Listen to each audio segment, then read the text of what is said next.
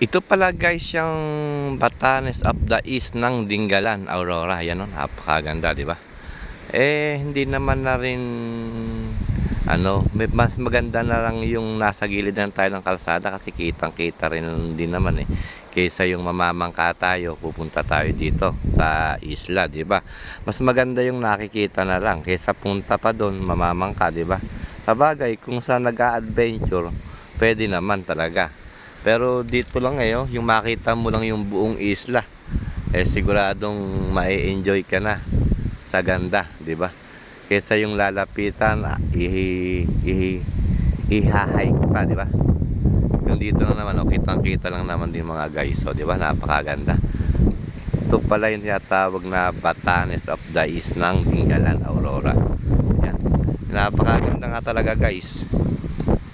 Di ba? Sobrang ganda. Rock formation, tapos yung talagang napakaganda ng natural landscape ng Batanes of the East nito ng Dingalan, Aurora. Tingnan nyo nga guys, sobrang ganda, di ba? Makaka-relaxing, di ba? Sampa yan mga gar, sobrang ganda, di ba? Ayan oh. Ito naman yung grotto gar, mga gar, ayan oh. Ayan lang, kaya magkakatabi lang sila. Pagka sila iginugil mo, talagang makikita mo sa kanila, tabi-tabi lang sila. Magkakatabi lang sila mga gar. Mas maganda naman na yung dito lang, kung para sa akin kaysa pupuntahan pa yung mismong isla ng Batanes of the East nito, mas maganda yung dito na lang. Talagang kitang-kita pa talaga siya, di ba?